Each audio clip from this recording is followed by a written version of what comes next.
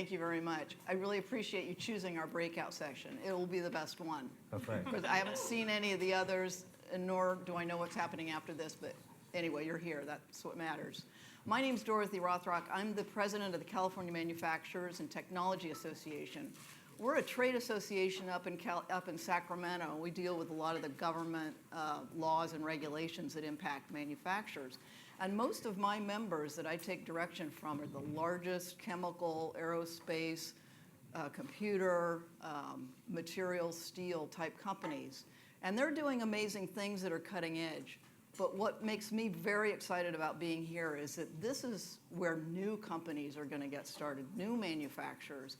And how are they navigating the state's policies, the regional issues that they have to deal with? These folks here on the first part of the panel are, the presentation includes two pieces. The first is this group, and then we'll have a series of presentations from some startups. But these folks here, these are the people that are helping to advise these startups and make connections and solve problems. So we really want to hear from them where they are and why they're doing what they're doing. So with that as kind of the opener, I'll have a little self-introductions and take 2 or 3 minutes and just describe what you do and why you're doing it. Carmen? Thank you. Good afternoon. My name is Carmen Palafox, and I'm a partner at Make in LA. We are a venture fund. We invest in companies, startup companies, tech you can touch, as we say. That's the Internet of Things, wearables, robotics, frontier technology. We've invested in everything from space rocket ships to high heels, fashion houses. It's a tremendous amount of fun, and why do we do it? LA, as you may know, has a rich history of manufacturing.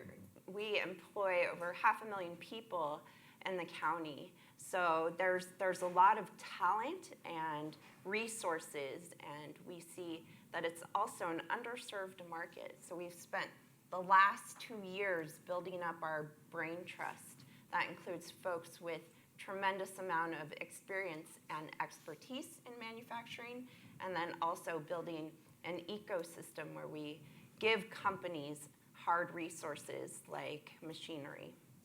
Very good. Thank you. Gordon? Great. I'm Gordon Fowler. I'm the co-founder of the Glue Factory. And my co-founder is actually back in the back of the room here as well. So we're what I would call a counterculture entrepreneur incubator. So, and we do that in a couple of different ways. One is we look for entrepreneurs that get to come in and take advantage of our programs and our services that we're providing, our coaching, one-on-one mentoring, legal advising, business planning, financing, the whole deal. But what we're looking for is we provide all those services to free in exchange for our entrepreneurs volunteering in the community. Because we believe that if we build community-based businesses, they'll stick. We're in Sacramento. We believe that they'll stick. And then we believe that you'll always have like a +1 beyond sort of what you're about. So where this started around is this is a collaborative nonprofit. So I run an ad agency and partnered with somebody that runs a public health nonprofit. Then we were able to bring in the SBDC, who is co-located with us, that does the business counseling, right? Small Business Development Center. And then we tie ourselves to the local economic development initiatives of the cities that we're located with. So it's been really exciting. It's been really quite a ride. Very good. Yeah. Thank you. Dolly? So hi. Or Susie. Sorry. Susie. Okay, that was a first mistake. I have 2 more. That's right. Hi, I'm Susie Harborth. I'm co-founder of BioLabs San Diego, which is a co-working space for biotech startups in Southern California, located in San Diego, near UC San Diego right now. I'm also a general partner and CFO of Bioinnovation Capital, which is our early stage life science venture fund. And the whole idea behind BioLabs, and this is one of 5 sites we have throughout the country, is to lower the barrier for early stage life science companies to launch. The infrastructure cost is extremely cost prohibitive, and so we are trying to make it more capital efficient to launch early stage life science companies. We have 30 companies in our location in San Diego, and we invest and also found companies as well. And I'm happy to share our experience with you on this panel. Thank you for having me. Great. Thanks so much. I wanted to ask each of you, and you can, if you have energy around this answer, start, and then we'll hit the others. When we're talking about manufacturing, people have a vision of, you know, the large shell and lots of workers going in and out. What is it that you think is going to be different about manufacturing in the next 10 to 20 years in California based on the kinds of startups that you're seeing? In other words, I need to be prepared for these people because they're going to show up and want to be members of my association. What are they going to be like? I can start on the bioscience space because we see, you know, the full spectrum of early stage research and then all the way up through manufacturing of both diagnostics, medical devices, and drugs manufacturing, right? And I think California is a really unique ecosystem for that. The talent pool here is really amazing, but yet there's still a lack of skilled workers to fill the new jobs that are coming up in the industry. So yes, there's an amazing pool of talent coming from academic institutions, but the training to get them into these paying jobs, high-paying jobs that are going to be in this biotech sector at least, there's still a gap there. So we're trying to figure out what's the best model to fill that gap. It's interesting on that workforce issue. Do you think that you're going to need, for the future of California manufacturing, to attract more workers from other states, other regions in the country in order to fill that? Or are you going to be able to find them in California? I mean, we hope that we can find them in California, but if we will have to go outside the region and even outside the United States in some instances in order to find the right training and skilled labor that we're looking for. Super, yeah. Okay, Gordon. I'm really encouraged, right? So speaking less sort of to manufacturing and more to sort of the psyche and the values that we see our entrepreneurs that are coming through and sort of what they're bringing to the table. Like they're generally not joiners, right? So at the Glue Factory, we've made a really big effort to make sure that there's a lot of cooperation and we're making sure that we're supporting each other and doing that in a variety of ways because we care about their quality of life, not just the product or the program that they're delivering.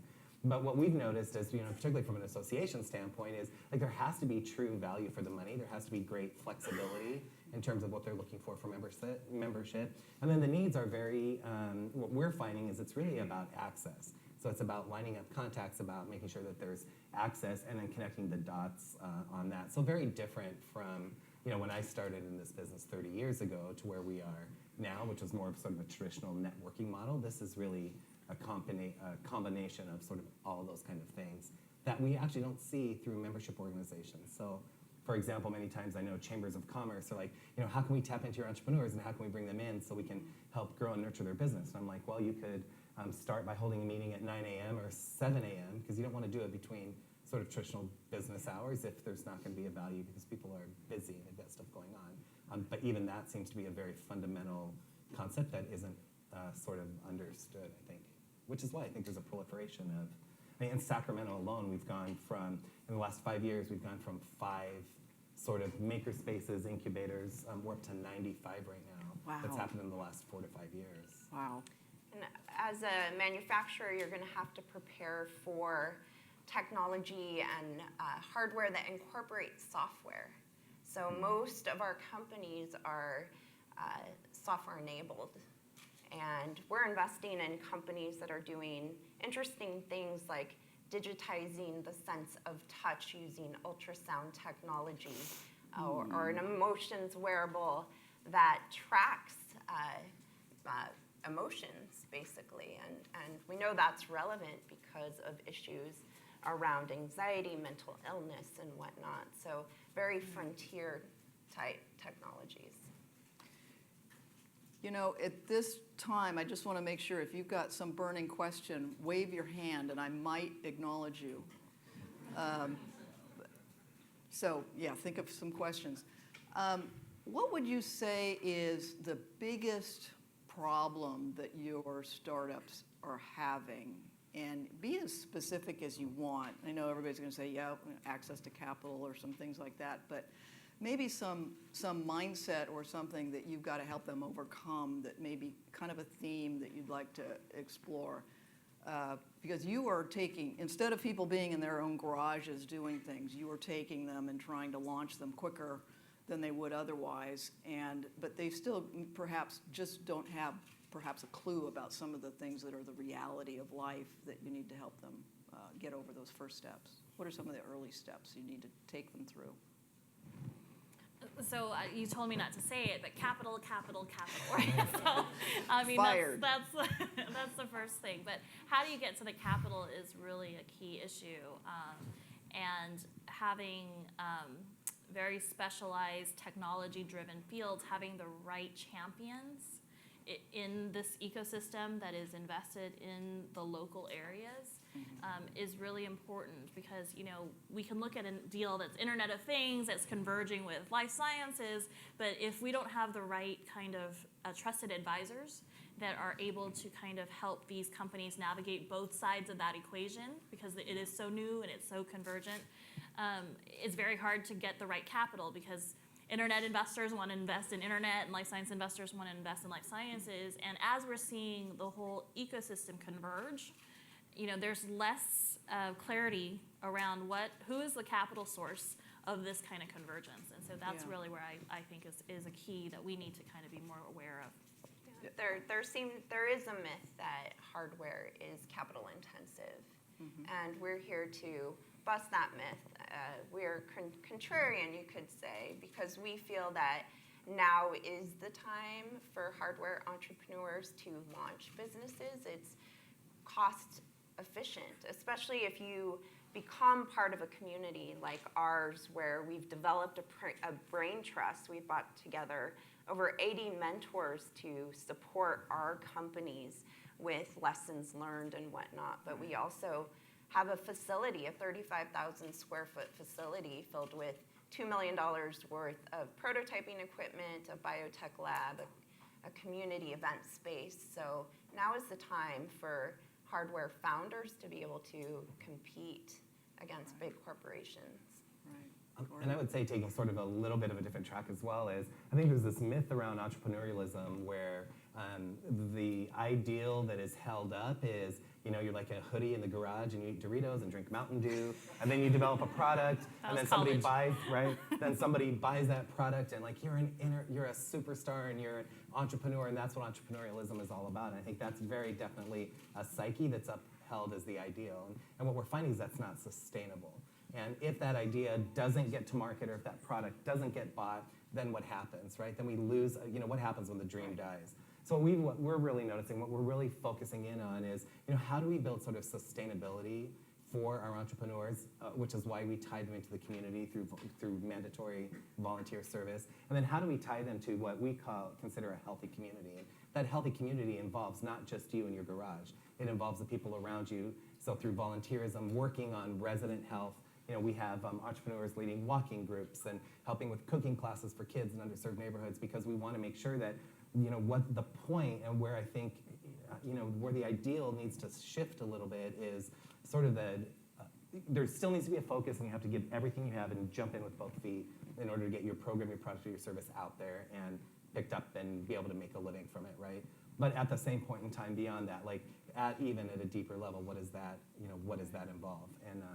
And so I think it's really busting through that myth, because it's burning people out. And I think we're losing great ideas and great building of companies. Like small business runs the state, small business runs America, but we're not investing in our entrepreneurs to grow a small business, beyond just sort of having this amazing product and selling it off and getting your next idea.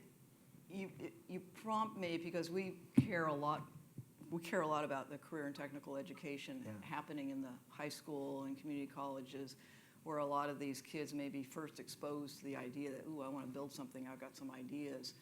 And do you reach out into the colleges, community colleges, and even high schools to sort of advertise yourselves as, I'm a place where you could sort of end up if you start getting traction on your idea?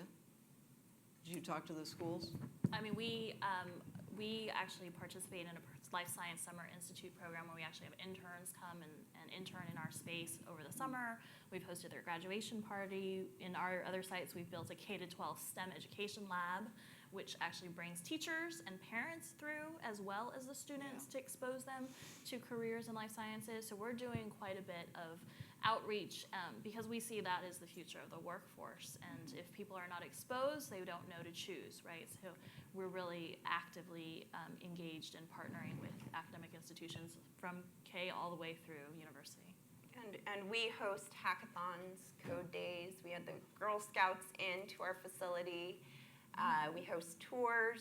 Our makerspace partner, HexLab, is now a nonprofit, so they're also receiving funding to be able to expose youth to makers, the maker movement. It's very exciting.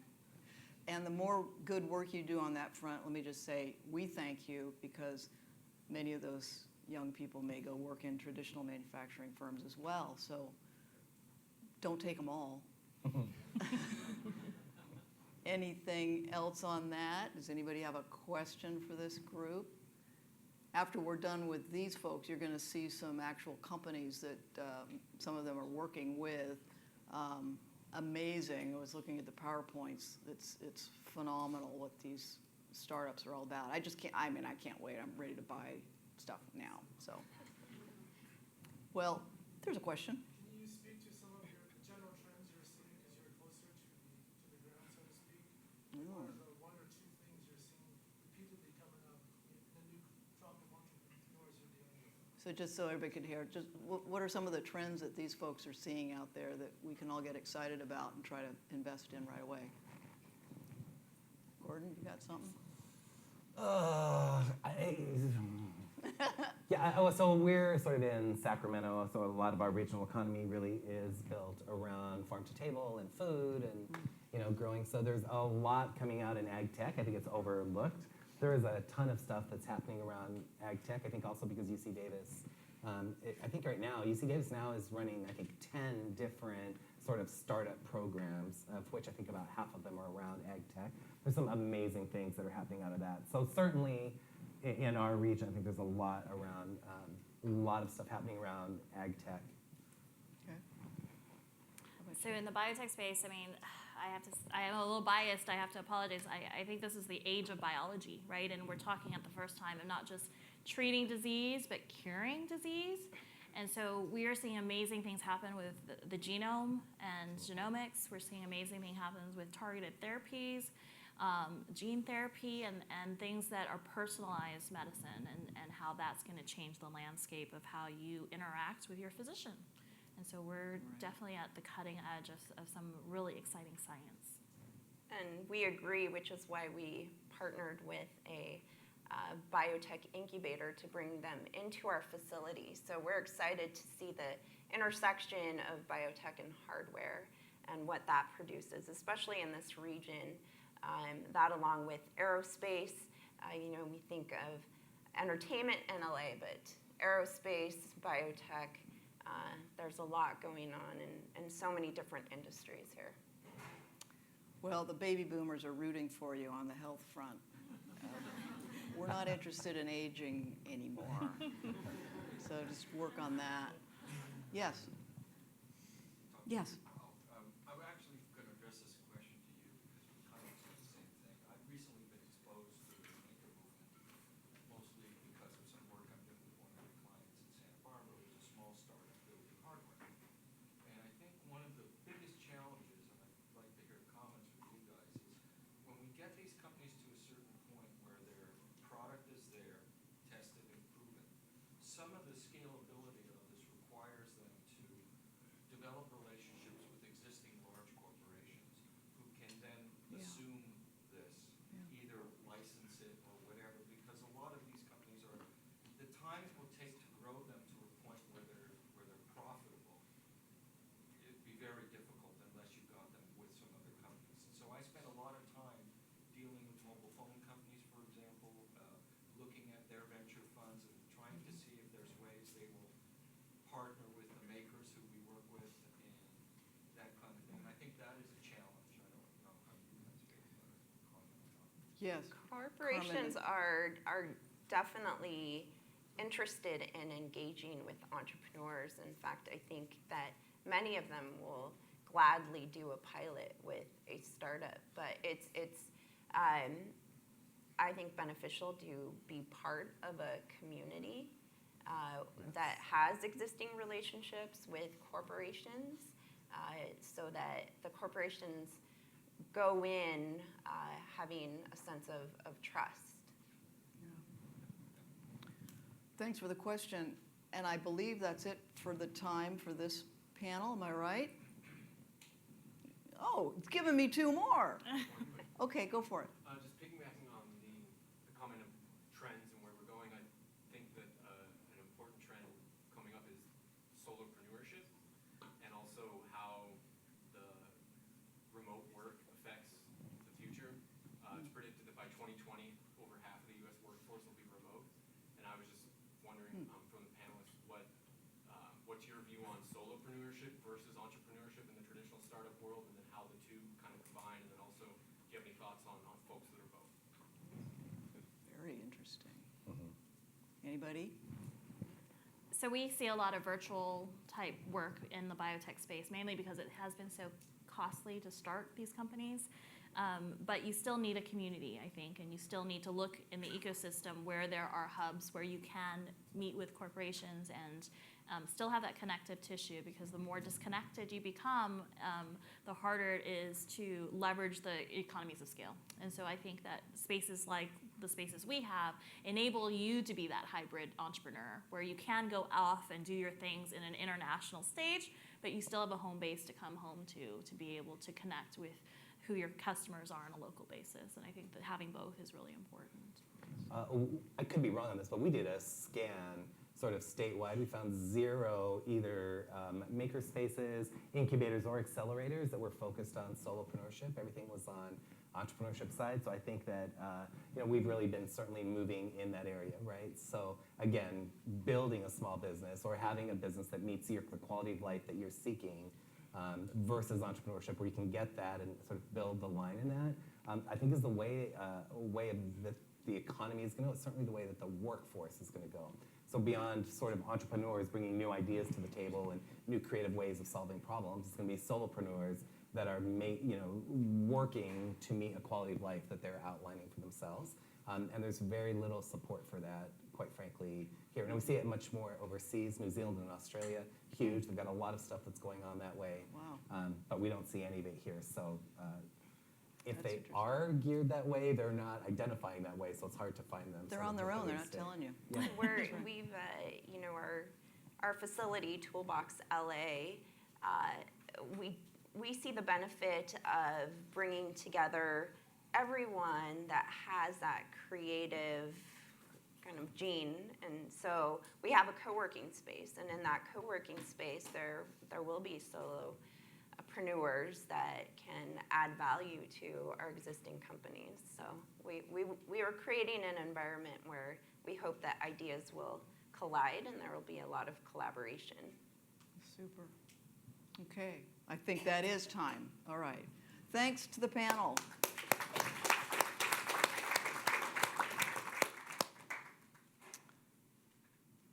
Okay, now we have a series of presentations. Hopefully we'll move pretty quickly. Strike the chairs. Oh, that means I have to move.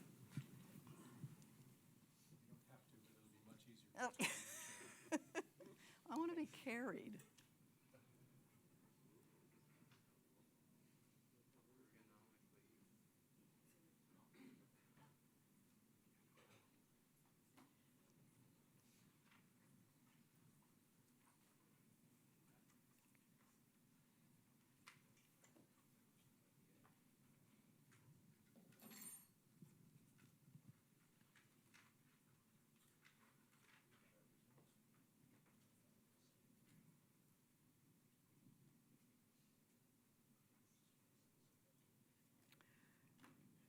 Can she start now? Should I introduce her? Oh, I need a mic. Oh, I need to stay at the podium. I'm pretty loud. Can you guys hear me? Stay? Oh, okay, for recording. All right, I have to stand still. This will be a challenge for me. go All right, ahead, guys, Dolly. my name's Dolly Singh. I'm the CEO and founder of Thesis Couture. I was invited here by Carmen, who you guys just heard from Macon LA. So I want to thank her and then thank the Milken Institute for bringing everybody together. So before we get started, I wanted to remind everybody kind of the legacy that Southern California brings, right? That Southern California has a really rich and remarkable history of building some of the most badass machines on the planet, right? From Lockheed's Skunk Works facility to JPL and the Mars rovers to Hughes Research Labs, there's been a tremendous amount of amazing work that has come out of this part of the country. And so that legacy and that talent base has created what I think is a really rich entrepreneurship ecosystem today. So today, LA is the #2 venture capital market in the world. We've had our share of remarkable companies and unicorns. SpaceX, I think, most recently valued over $10 billion. Oculus VR did, in under 2 years, a $2.5 billion acquisition by Facebook. And Snapchat, I think, is roughly $15 billion today. And they've done a really interesting job bringing together LA's film and creatives with technology, I think, in really interesting ways. And in addition to that, there's hundreds of remarkable startups that you'll hear from today, a few of us. So I think, that legacy is really important. So I'm a super proud Angelino. I came to LA to go to UCLA. I'm actually a proud Bruin as well, so go Bruins. Hey. Right? So I've been really lucky through like 80% dumb luck and like 20%, good work on my part. I was fortunate enough to be the director of talent acquisition at SpaceX. I grew SpaceX from 200 to 4,000. I was then the director of talent acquisition at Oculus VR. I helped grow them from about 30 to about 250 through the Facebook acquisition. And then after that, I launched my own business. It's called Thesis Couture. I'm going to tell you guys a little bit about that. So at Thesis, we're basically using those values that you guys have heard a lot about at the conference, California values of innovation, engineering, manufacturing excellence, to hopefully re-energize the $40 billion fashion footwear industry. So what most people don't know is high heels are a $40 billion a year industry, and for almost 100 years, they've been made the exact same way. So fashion brands tend to cap out at $2 to $3 billion. Let's use Dior as an example. Dior is 200 years old, and most recently was valued at around $3 billion from their recent acquisition. Nike is about 60 years old and is worth $90 billion. And a big reason for that is most fashion houses do design and they do sales and marketing. They don't really understand advanced engineering, advanced manufacturing. The whole R&D manufacturing world is kind of a black box to them, and they leave that up to the factories, whereas Nike, by comparison, owns their whole ecosystem, is really the driver of innovation in the industry, and that's what makes them worth so much. Another example is Tesla sells 80,000 cars while GM sells 10 million, yet Tesla's worth more because when analysts sit across from those two companies, they see the future in the teams from Tesla, whereas they don't necessarily see that from the teams at GM. So our goal is to be the Nike of fashion footwear. So I applied the same philosophies that we used at SpaceX to team building to my team at Thesis. We brought together 3 PhDs in engineering, 1 really remarkable orthopedic surgeon, 2 really remarkable designers, an expert in advanced manufacturing, and this is kind of half of our extended team. And we tried to really think from first principles. So almost every high heel in the world is built on one of these things. It's called a shank. So the rest of the sole is actually compressed cardboard. So it took us excruciatingly long time, but we developed this instead. So it basically is called the Thesis Lift, and it changes the way your body weight is distributed across the structure. So you can check, I was gonna walk so you can see my shoes, but you can check them out later. But basically it's, Let me just say, it's 4-inch stilettos that feel and function like wedges. On the left chart, you see a traditional 4-inch heel. On the right, you see ours. In a traditional pair of 4-inch heels, you have about 80% of your body weight at the balls of your feet. And in our heels, it brings it down to about 55%. So you basically get, again, kind of, women understand this more than most of the men in the room, but a wedge gives you the ability to walk for 6 to 8 hours without wanting to kill your husband, right? But by the end of the day, in 4-inch stilettos, you usually are in a reasonable amount of pain. So we're trying to find a balance there between aesthetic and wearable and really kind of thread that needle.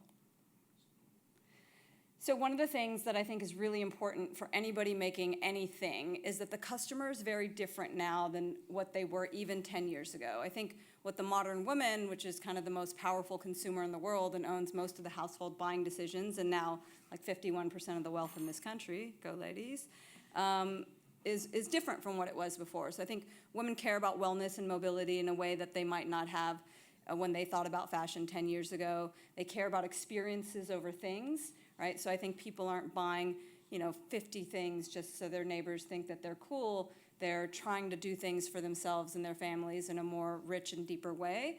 And then in every other aspect and every other product in their life, tech and innovation matters. So we should expect that it will matter more and more in fashion as time goes on as well. So our model is B2B and B2C. So B2C is a test bed. Those are our early adopters where we're going to do small numbers, limited runs directly to the customer at premium price points. Once we have vetted out technology, so once the Thesis Lift version 1 has been to our customer for a couple of years, then we'll white label and scale that technology out through other brands and partners. And then we'll move on to version 2 and test that out with our own customers and then move that on via white label and licensing. So it's like a hand-in-glove strategy between B2B and B2C. So I think that's like all the time I have. Hopefully that gives you guys a little bit of insights into who we are and what we do. You can check out our website. It's thesiscouture.com, or come talk to me later if you have any questions. Thank you. Thanks, Coll.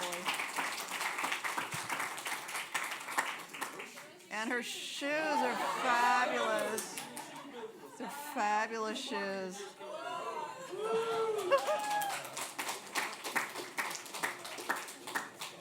Next up is Ian McEachern. Hello. Hello. I'm Ian Coll McEachern, co-founder of Open Agriculture Supply. And next slide, please. Do you have a clicker? Thank you. Hardware. I was like, wait, did I steal it? So I'm a product designer. I have a 12-plus year and counting career in product design. I've designed a lot of high-visibility, complex electromechanical medical devices, artificial hearts, LVADs, kidney dialysis machines. I've designed all kinds of things that are implanted in people in the Disney parks, New York City, kind of all over the world. In 2014, I founded my own product design consultancy, helping different customers, largely medical devices, but really all kinds of consumer and custom companies develop products. I have over 8 filed patents, passion for building a better world, and that product design consultancy has allowed me the freedom to start a startup of my own called Open Agriculture Supply. We develop and sell food computers, and a food computer is a computer that grows food. It's a small box or device that lets you grow food or other plants. The key thing is a lot of the food computers look very different all over the world. The key is it's all built on a single shared open source platform that came out of MIT. So there may be different designs, sizes, shapes, and needs of food computers, but they all speak the same underlying language that allows everybody to work together on this open source platform. So what is Open Agriculture Supply? What we do is we sell kits and other supplies for folks to build food computers. We are one of the first places in the world that you can buy these components to build food computers on this MIT platform. We've created our first generation of kits that are out for sale right now and have quite a few customers all over the world. We're also working to create the next generation of kits, food computers, supplies, components, and also farmers. And really at a high level, our goal is to democratize the food supply, to really enable people to have a greater stake in their own food production and also have a greater control over the food that they eat at a very real, concrete level. Down here on the bottom right, you can see that's our first food computer kit that we delivered to a technical university in Denmark, and they are happily using our food computer now. So a little bit of history on Open Agriculture Supply. In 2015 was when we were founded. The work done, we started in a garage like is popular with many startups.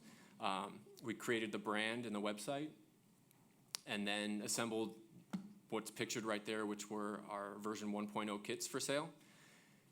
Nobody bought any and nobody was interested over the whole year. So I had a lot of fun, but it wasn't terribly encouraging. So then 2016, again, I wasn't very encouraged, so I didn't do a lot. We moved from our house where we had a garage to an apartment, so it's even smaller. And we, at the very end of the year, late in December, we got an order. One customer, one order, and it wasn't a huge order, but it was for 2 of our kits, and they ended up being a very large future customer of ours, and they're actually a partner of ours now because they're developing complementary products and successfully went through several rounds of financing themselves recently. So year 3, 2017, which we are still in, this is all year-to-date numbers, we updated our kits for the version 2.0 food computers, which is the latest food computer design to come out of MIT. We designed and offered our own in-house kits for sale, which we took all the technology from that larger food computer and crammed it into a smaller power strip, reduced some of the items that you didn't really need in there, and greatly reduce the cost. So the idea is to greatly reduce the cost and drive up adoption to allow more and more people on this platform. We had over 3,000% increase in sales over 2016, 23 different customers in 8 different countries. And again, that's still counting. We shipped out 2 food computer kits just yesterday.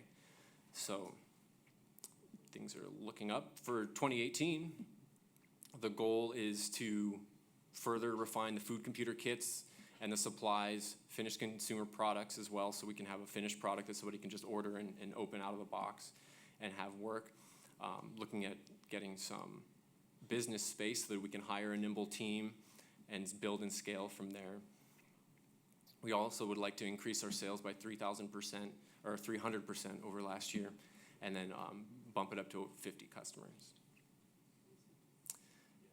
On kind of the topic of the discussion today, I think I've had the fortune of working all over the country and working on products that are all over the world, and I've really found what was mentioned earlier, the word community in California, and particularly in the Sacramento area.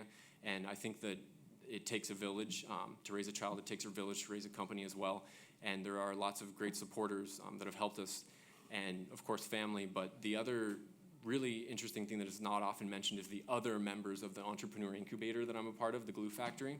And I put that above even the Glue Factory itself, because those other folks that have kind of been in the trenches and kind of working beside each other, developing that camaraderie has meant a lot. Of course, the Glue Factory and its founders has been instrumental, and then professional peers, other solopreneurs, and of course the consultancy clients, which have helped kind of foot the bill to get Open Agriculture Supply this far, because we are self-funded as of.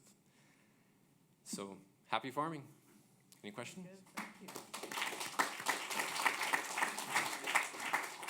What does your kit cost? The full food computer kit from the MIT design thing is $4,800 for the kit, and then our smaller, what we call it MVP, minimum viable product kit, is $300. And everyone's probably thinking, can you grow marijuana in it? You certainly could. It's not the focus though. Yes. I'm sorry? I was going to ask you, are there restrictions on what you can grow? None whatsoever. So it's designed to be an open source platform, and the idea is that you could have shared what they call phenomes, which is the phenomenon that the plant is grown in. So you can control the pH, the humidity, the temperature, the light, when it comes on and off, all of those things, and then control that independently for each grow or each plant. And do you provide all the supplies or just the technical part? We provide all of the supplies. We provide a full kit that is everything that they need to put together a food computer, and we are working towards developing final consumer products. It would be a complete finished product that's UL listed and could be purchased at a retail outlet. Can I just ask a question about, you had space on there? Is that a future space, you know? I had space as in consumer or business space, exactly. But it's actually one of my clients had a great topic. NASA has built a few of these food computers, and they have one up on the space station, and they have one on Earth, and they're growing 2 different, the same plants in 2 different climate, or in the same climate in 2 different microgravities to identify the difference.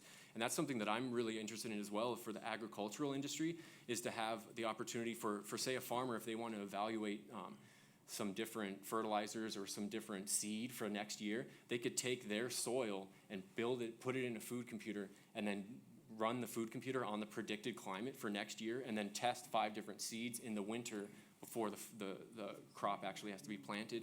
And I think there's a lot of other kind of paradigm shift ideas that this kind of technology platform enables. Yes? I don't know what your price point might run is, but is this something that can be used in communities, food deserts, or emerging communities in other countries that don't have access to food or in droughts and things like that? Absolutely, and that's absolutely the intent. The intent is for this to be a point of access for folks to be able to get fresh, local produce without having to truck it halfway across the country, and then also reduce the cost. It reduces the water consumption, and then also a lot of the other, if you look at the total energy cost, including shipping, it's much, much more efficient.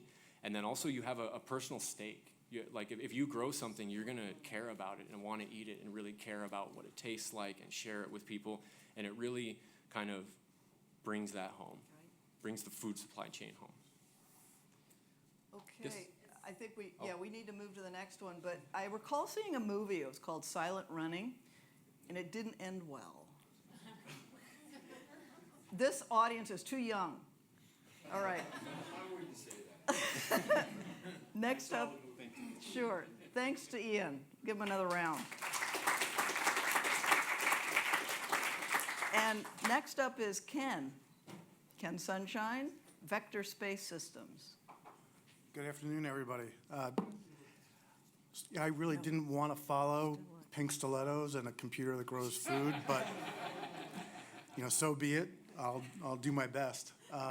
So I'm a co-founder and CFO of Vector Space Systems. We're a California-based space technology company. Maybe get the slides going.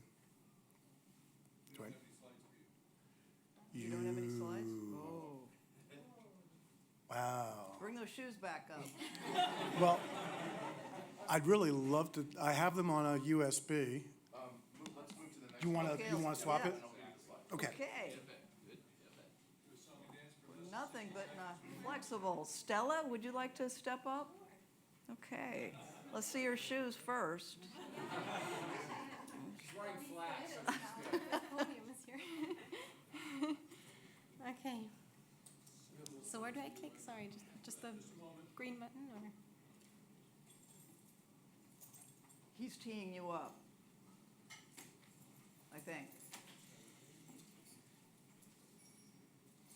So this Okay. doesn't, go ahead. Thank you. So thank you to the Milken for having me and to Susie for introducing us.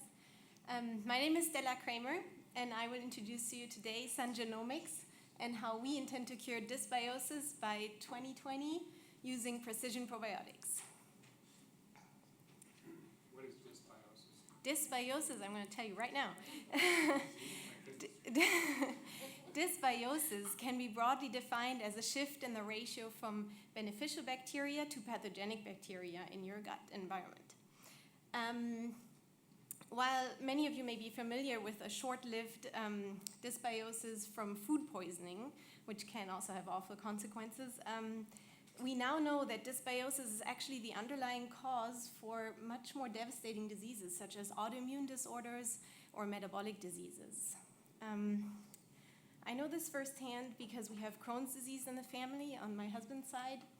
And when we brought home our son 2.5 years ago from the hospital, we knew how important proper early gut colonization would be for lifelong health. So we were very worried when we actually saw first signs of dysbiosis early on. We, like many do, went to the store, to the probiotic aisle, in search of answers. But we only went home with more questions. How would we even begin to know which formula to choose? How can we be sure that the formula is not contaminated? How can we make sure that it will, the strains provided will properly seed and colonize? When our CEO and founder, Sunny Jain, had a similar experience, he actually did not buy one, but hundreds of products. And he took them back to the lab and tested them in an assay called the gastric survivability assay. And he found that a shocking 85% of products on the shelf today do not work. They do not survive our gastrointestinal system. And so while dysbiosis is real, the products on the shelf are not. The good news is we have a solution for you today.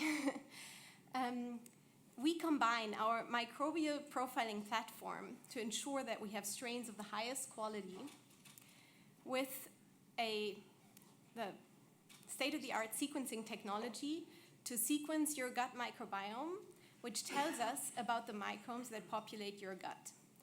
And using this, we can actually formulate formulas that match your exact needs, knowing your unique signature. So, this is how it works. So if you take, for example, one of our first customers, John, he came to us with a lactose intolerance and mild signs of recurring inflammation. And he went to our website, ordered our sample collection kit, collected a sample, sent it back to us. We sequenced the DNA to tell us what microbes he's actually hosting, and then designed a formula specific to his signature and sent it to him along with a report. This report serves the purpose of actually educating him, empowering him to choose how to handle and manage his microbiome.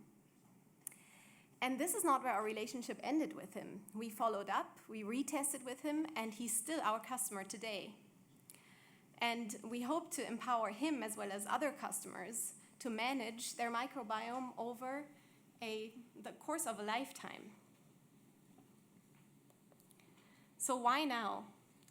The probiotic industry has grown exponentially over the past years and is prognosed to grow even more until 2020. It has unfortunately outpaced the implementation of regulations. But so now is still a great time for Sun Genomics, since the cost of sequencing has dropped, while of course the technology has only evolved and became more sensitive. And at the same time, there's an explosion of scientific literature on microbiome research. So we leverage these 20 years of microbiome research into our product to bring you the benefits of advanced healthcare today. In our team, we combine the knowledge of microbiology, neuroscience, bioinformatics, finance, and immunology, and have a combined expertise stemming from work experience from Illumina, various European and American scientific institutions, as well as the NIH and FDA. And we round out our expertise with a broad advisory board with members that are achieved leaders in the biotech industry as well as the medical field, clinical lab science, the academia, as well as business strategy and finance. And, we are proud to be growing our company in sunny San Diego, California, which is the capital of genomics, and not only has various elite research institutions, but also a vibrant startup community that comes with a great support system. So I wanted to take the opportunity to thank SDVG with Mike Kren, but also Susie, founder of Biolabs, who's giving us the opportunity to use her space, both workspace as well as lab space. And we are today 10 team members with a few part-time members, coming from all walks of life, all now calling California our home. And we intend to grow our company in the next 2 years to about 30 members by growing our sales force, operations, as well as manufacturing. And we need your support to do this. So just to sum up, if you're going to take home one message today, it's that dysbiosis is real. It can have devastating consequences, long-term, short-term, long-term consequences, And 85% of the products that 30 million Americans per year turn to do not work. We hope to disrupt the industry by bringing precision probiotics to the market, and we invite you to join our movement to cure dysbiosis by 2020. And you can go to our website today, order our kit, and if you're more curious and have other questions, you can email me or follow us on social media. So thank you.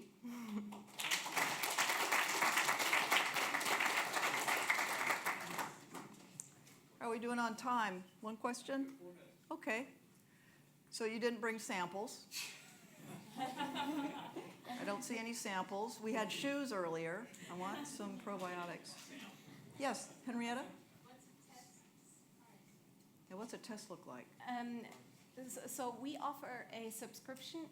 We offer a subscription model, which involves one test and 3 months worth of your personalized precision probiotic formula. That is at $450. So and so it's essentially about $150 per month. Yeah, Americans are already spending about $90 per month right now on probiotics that are not shorter work. So yes. Are you developing prebiotic supplements? It is in our vision, let's say, to include that, but not at this time. Here. How do you scale the business given that it seems like these are unique solutions Yeah. on an individual basis? And I assume they may change over time, the solution itself. But, Yes. Yeah. So how do you really scale it? It seems to be a little bit labor intensive, the first part. It is, and that is actually a challenge. So the micro scaling. We need to implement small scale apertures, and we need to manufacture in parallel. And we have already brought down our manufacturing time per formula from 4 hours down to about 1.5 per formula, but the goal is to bring it down to 10 to 15 minutes. And as a quick follow-up, is there an analysis that supports a much more commercialized solution that gets you to X% solving of the problem, as opposed to, this is 100% Perfect. theoretically, right? Yeah. But suppose you had 10 formulations that you could sell out immediately that got 80% of the problem solved, or 70%. Right. Do you understand the question? yes, I do.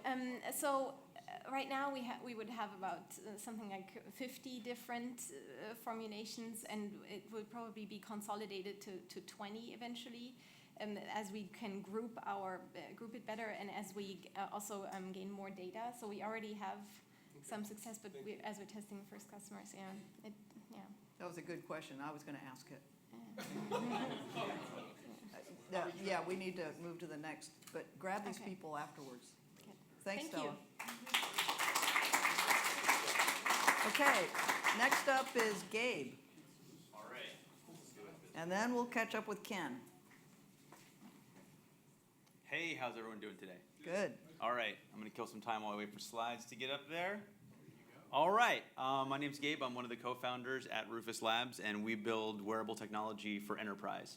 So think of warehouse workers, anyone in the pick and pack space. If you go to a grocery store, if you go to Target, you see people with scanners pushing around their devices in a shopping cart while they pick up items. And we move that technology to wearable. Hardware is our entryway in the door, and software and understanding how we connect the operator to IoT, bringing in the connected operator is the focus of our software. So linking that operator to the system and allowing them to be able to communicate with automation, the role of the worker is evolving. So I'm going to talk a little bit about our company, but I really want to focus on what resources California has been amazing for us as we grow our company here, and related to our company kind of as we go. So we are designed, engineered, and built in California. We have engineers both in the hardware and software space in the lab. We're made here in the USA with our customers who work in a enterprise space. Maybe they're in a defense space. Made in the USA really matters and allows us to QA our products and be an hour away from our contract manufacturer. So the first thing that's really important to us is local talent. We hire all of our interns from USC, UCLA, Caltech, You've got amazing schools around here with resources both on the branding and marketing side, which for an enterprise company is very important because a lot of them don't communicate the right way with their enterprise customers, the way that companies communicate with consumers, like Apple and Google. They do a great job of it. Enterprise companies don't. Local talent on that side is amazing, as well as engineers. And we actually, all of the engineers in our lab right now were originally interns, and they moved their way into full-time positions and have been working in the lab since then. They're machine learning specialists. They're building software, UI, all of our databases, collecting data on the workers as they operate about the floor. So you heard from Carmen a little bit earlier from Make in LA. We're one of their portfolio companies in their cohort number 2, and their facility with rapid prototyping, our ability to do mechanical tests at scale by printing on an object machine and having a new physically built unit in 3 or 4 hours is amazing. We can do that here. Our ID firm is based out of Orange County, and you get a sense of California flair with a lot of the design out here, which is great. We like to think of the stuff that we build as things that Wonder Woman or Batman would wear to work. We want to build ruggedized tools that empower our workers on the job. So we want to make sure that these aren't the tan boxes that we used to have as computers now on the enterprise side. They get cool tools as well. Qualcomm, based out of San Diego, is a good partner of ours. It's nice to have them nearby. I mentioned Design, which is our industrial design firm. Manufacturing, we do about an hour away in Moore Park, so we can have our engineers on the floor, and we've problem shot issues in about 3 or 4 hours versus overseas if we had to travel and spend tens of thousands of dollars in weeks of my time or any of the engineers' time. This is a great state for early adopters and customers. We work in a space where we've got millions of ports here in California. We've got tons of items going in and out, pick, pack, scan, unload, everywhere. And California is a great place to be able to try new things. Customers are ready for it. We're working with major military customers. We have a great relationship now, and we're in RFQ with a Fortune 50 logistics supplier that has tons of places in California here in downtown LA that we can spend time learning in their facilities as well. And the Bixel exchange with the city of Los Angeles has been a great resource for us as a company as well. We're based out of here in Los Angeles. And creative, right? We're in LA. This is the town for it. Technology and... Thank you very much. I really appreciate you choosing our breakout section. It will be the best one. That's right. Because I haven't seen any of the others, and nor do I know what's happening after this, but anyway, you're here. That's what matters. My name's Dorothy Rothrock. I'm the president of the California Manufacturers and Technology Association. We're a trade association up in Sacramento. We deal with a lot of the government laws and regulations that impact manufacturers.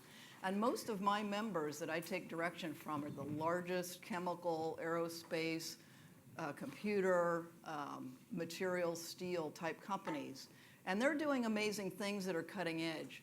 But what makes me very excited about being here is that this is where new companies are going to get started, new manufacturers.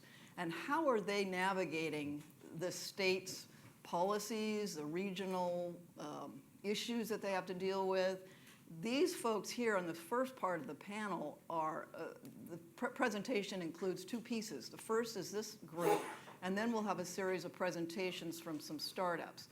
But these folks here, these are the people that are helping to advise these startups and make connections and solve problems. So we really want to hear from them where they are and why they're doing what they're doing.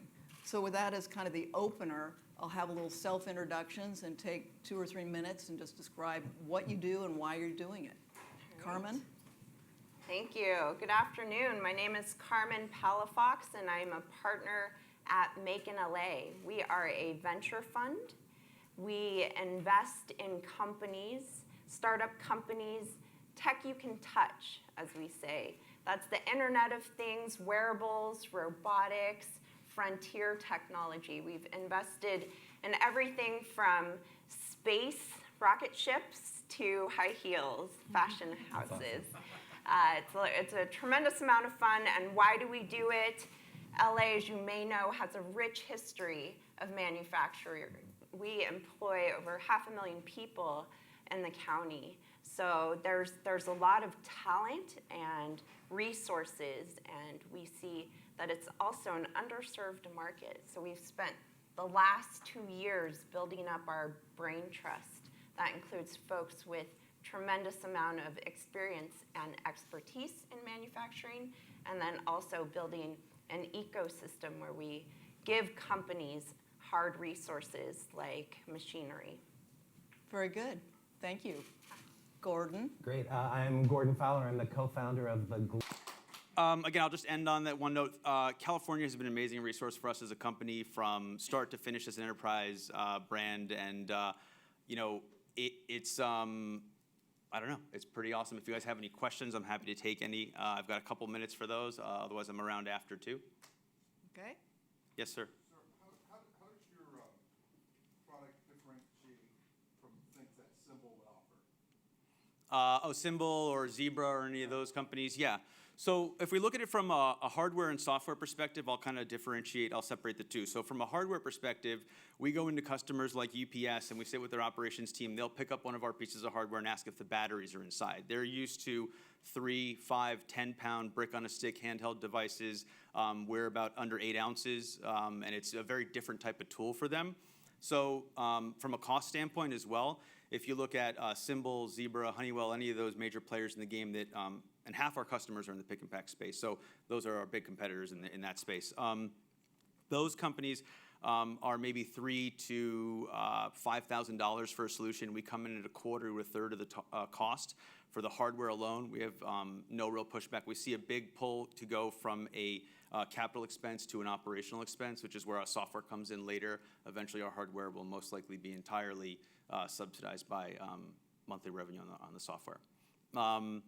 But in terms of the cost and then the software side, they're not really focused on that. They're taking, if you use SAP or Oracle or whatever warehouse management system tool you're using, you integrate it with that hardware. They're all trying to find a software solution. So I think that's a big differentiator for us, is that we focus on the software side, understanding every worker. Every worker to us is a node on the network. So they all have their own account. They log in. They inform the system in different ways. So I, as a manager, can look at an overall picture of my warehouse and dive down and see team one and each individual worker and what they're contributing from a pick activity and throughput standpoint every day. So the software is a really big focus, and I think that's a big differentiator for us, not only from the cost of the hardware and the technology in the hardware. Yeah. Oh. Yeah, we Sorry. need to move on. Are there safety concerns because you're distracted by looking at your phone and driving and walking and all of those things? There's a focus of ours is safety, and I'll wrap this up because I know we have to move real quick. So safety is a big area of focus for us, and one of the biggest causes of injury and death on the warehouse floor is forklifts. So we try to understand where workers are, how they're moving, how a forklift operator is moving, route them in different directions if possible. We can give haptic alerts to let someone know they're going the wrong way so they don't have to look at their screen. We see some customers trying to use glass-style devices. Those are more of a danger with peripheral obstruction and all that kind of stuff. So we see this as a solution that we have over 70 customers in our pipeline right now and 5 POs and 15 trials. This is the solution that they're looking to use in their facilities right now. Thank you. Okay, great. Thank you. I think the next thing you should work on is that thing that Sigourney Weaver was in Aliens. That's the wearable that I want. Okay, I'm back. So you see what happens? I delayed, and now I have to follow superhuman work tools. So I just can't catch a break. But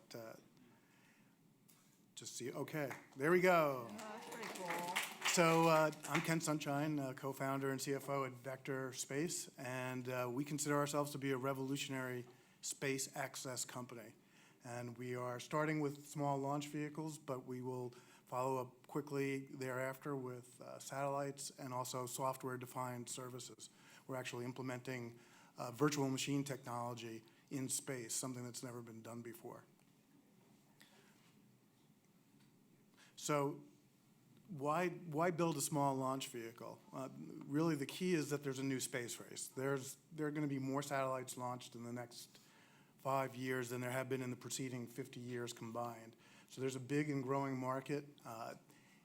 Right now, most small satellites have a hard time getting to space. They end up sharing a space on a larger launch vehicle. They have to wait. They frequently go to orbits they don't want to go to. That's not the way to do business. So we're going to build a small dedicated launch vehicle. I'll show you a little bit more about that in a second. Uh-oh, I hit it twice. That could be a problem. So So in terms of small satellites, microsatellites, and why there's disruption in the market right now, the left-hand side is the way things have been done up until now. You've got large traditional satellites. They cost tens of millions, if not 100 million or more. They're very big. They take multiple years to build, and they have to be launched on a large launch vehicle. Many of you know SpaceX, of course. But that's changed, and the reason why that's changed is actually the same reason why you can fit what probably would have been a briefcase filled with equipment just years ago. It now slides into your pocket, and that's processors, batteries, materials, and a whole range of other technology developments have also impacted the satellite market. So now satellites are small. Some of them as small as your fist, actually. It's called a CubeSat. They can be built for tens of thousands, up to maybe $1 million, and they can be built in weeks or even a few months for some of the larger ones, but still a radical change in the marketplace. So in order to meet that change in the marketplace, we've focused on building small, reliable, very simple, very low-cost launch vehicles. That's us all the way to the left, the two vehicles on the left, those little tiny things. That's the Vector R and the Vector H. So we're putting roughly 60 to 150 kilograms into orbit. How tall is it? About 40 feet. The H is a little bit bigger. That's the rest of the competitive landscape out there. Larger launch vehicles, mostly focused on launching larger satellites. So how does that impact the way we do business? On the right-hand side is sort of the standard way things have been done. Large launch vehicle, tens of millions of dollars, 60 to 100 million dollars. Maybe that company will fly 10, 15 flights in a year. Lots of infrastructure. You can see buildings, tons of concrete that's been poured, launch pads, launch gantries, a lot of investment, a lot of complexity. We, on the other hand, all we want is a little bit of concrete. And in fact, if you don't have any concrete, we'll launch from the desert, and I'll show you that in a minute.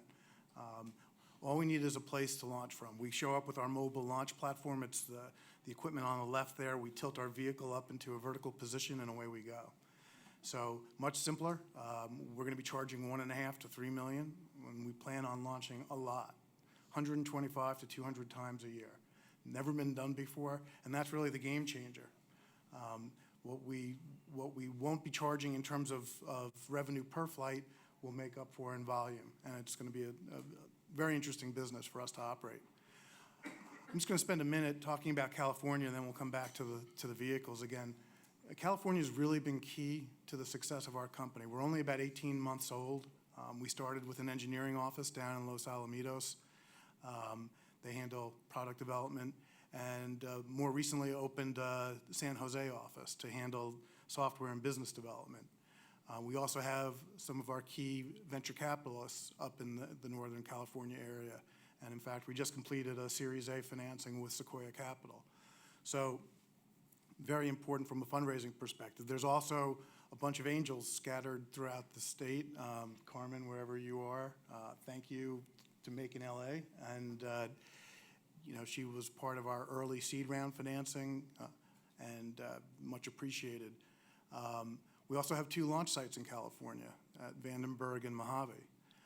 And what's not shown here directly on the map are some other critical resources that are kind of unique to California. It's the employees that we steal from our competitors.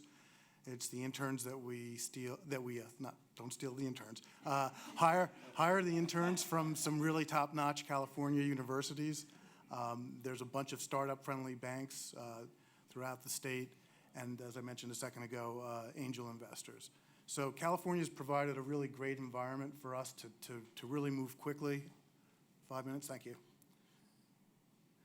So picture's worth 1,000 words. I'm not sure if I'm going to be able to play this. Maybe you guys can do that. If you move down below the picture, it might pop up. Yeah, there's the second one. Okay, so so there's my drone footage. Everybody should have some drone footage, right? Did you recover the vehicle somewhere down the road? Well, we did recover this one. It wasn't in very good shape because they're not reusable vehicles. That's not the intent, although we might go in that direction. I don't know if there's any possibility of going back one and playing that video. So this is Mojave, so back to California. This is a drone directly over the launch vehicle. This is not a view you get very often, so we really like that one. Okay, so let's see if we can get back to. So as I said, there's really a disruption in the market, and it's a rapidly growing market. It's already a large market. It's going to get a lot larger. The blue bars are the total size of the market that we see for small satellites and small launch vehicles.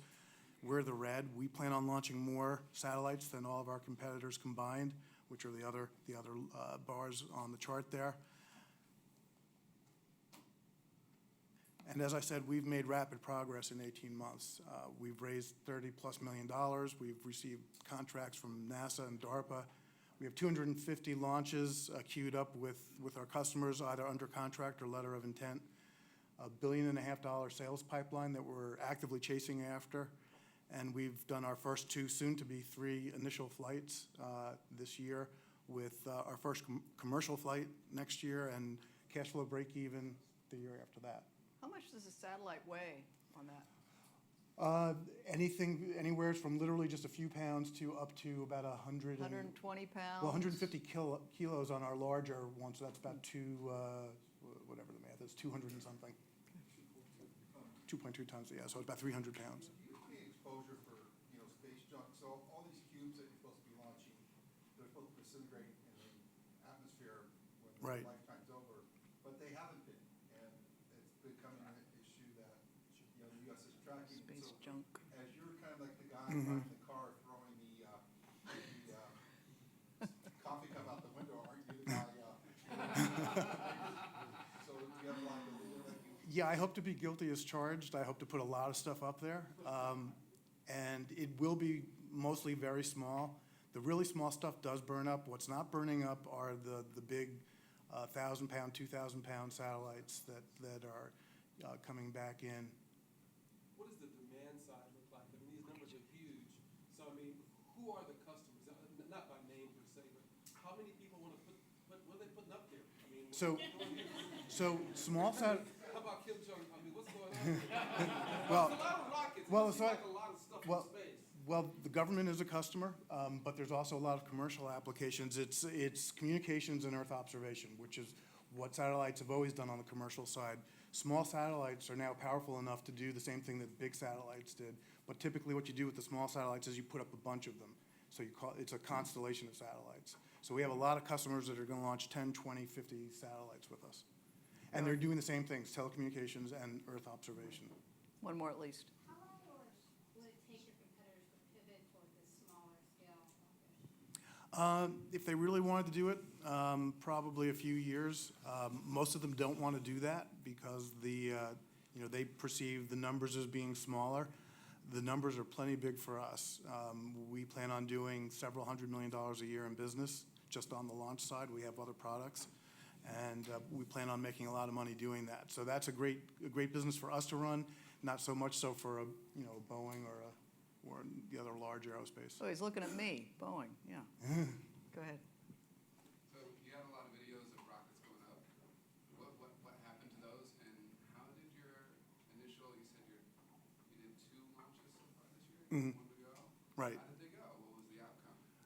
They did what we hoped they would do. They demonstrated our technology. They were low altitude flights. They didn't put anything into space, and they weren't supposed to. So they went up and they came back down, not too far from where they took off. And the metal bent a little bit, and we went and built the next one. So it's part of the test flight program, not really launching anything into orbit. No, that'll be middle of next year.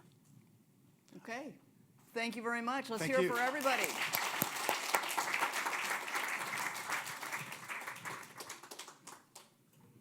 Now you can leave.